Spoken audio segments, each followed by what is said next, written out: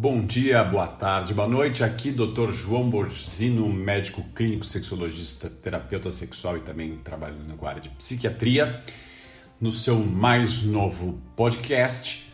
Hoje, para falar sobre disfunção sexual e o que você pensa quando você falha. Vamos lá, gente.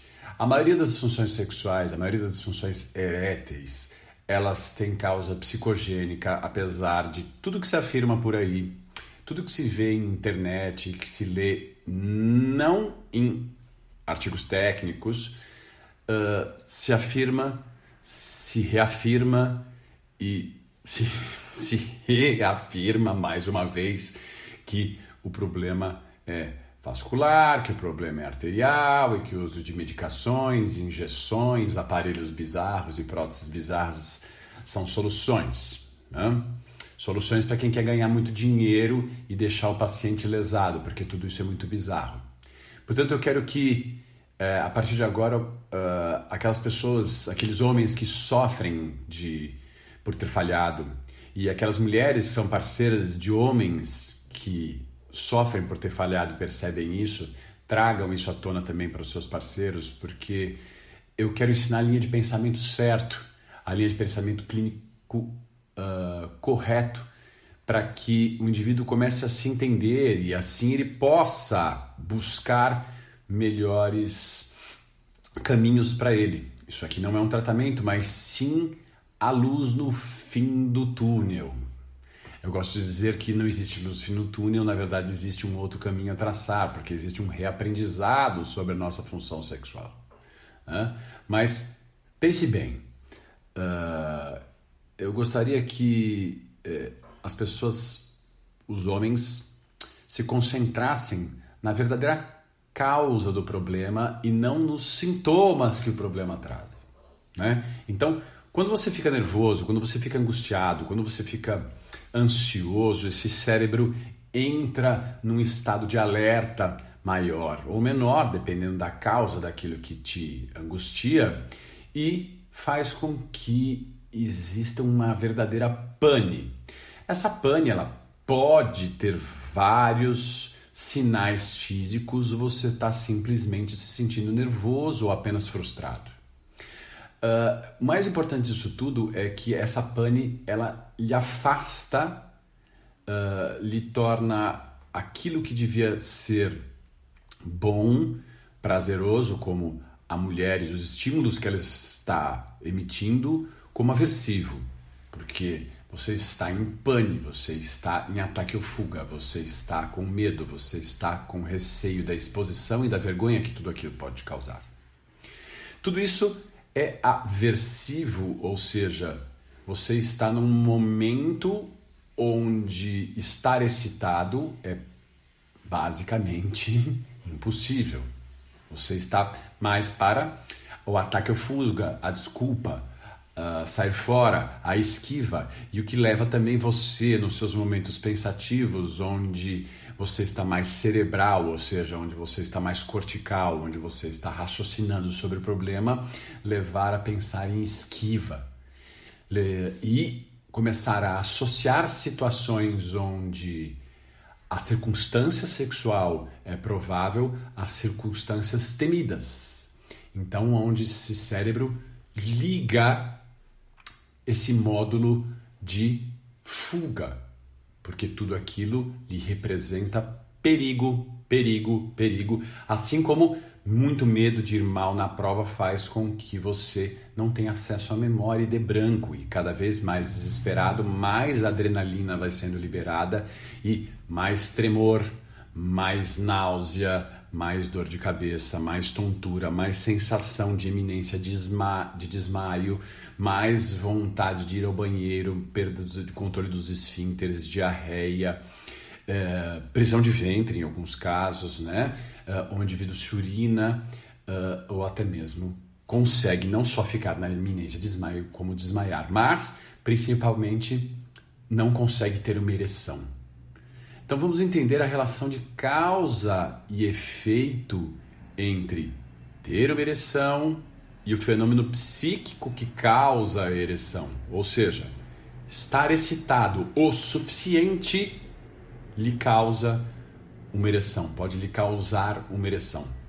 Em qualquer momento que você se assustar com algo, ou seja, algo lhe parecer perigoso, você vai ficar angustiado, ligar esse cérebro em maior ou menor grau e perder essa ereção no meio ou nem conseguir ter essa ereção. Então, uma mulher não pode significar algo aversivo. Uma mulher não pode ter significância de perigo, porque caso isso aconteça, você está associando um perigo a algo que devia ser bom e criando uma grande frustração sobre a circunstância. Então, pense nisso como causa, porque o indivíduo só vê a disfunção, ele só vê que não está funcionando, ele só sente o medo e fica buscando como resoluções, coisas paliativas sobre os seus sintomas, ou seja, tomar uma medicação, que na maioria das vezes funciona como placebo, né? Aquele efeito que você acredita naquilo que você tomou, né? E se permite. Né? Usar testosterona, se masturbar antes de encontrar com a mulher, ou até mesmo usar outros métodos como injeções penianas e etc e tal, coisas mais bizarras e mais perigosas para o indivíduo.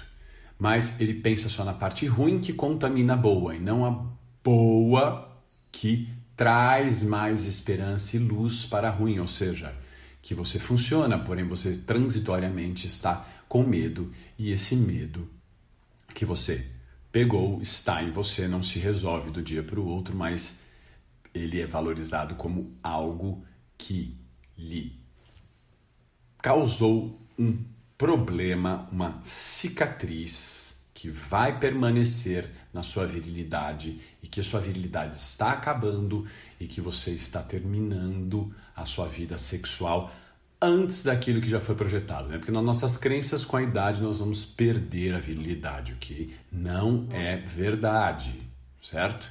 Porém, a nossa ideia é sempre estar verificando se estamos funcionando, se existe virilidade, né? Por isso aquela coisa toda com ereções matinais, com se eu olhei para uma mulher e tive uma ereção, todas essas bobagens e bobeiras que esse mito, né, esse tabu da virilidade nos traz. Nada disso tem valor clínico mesmo, não passa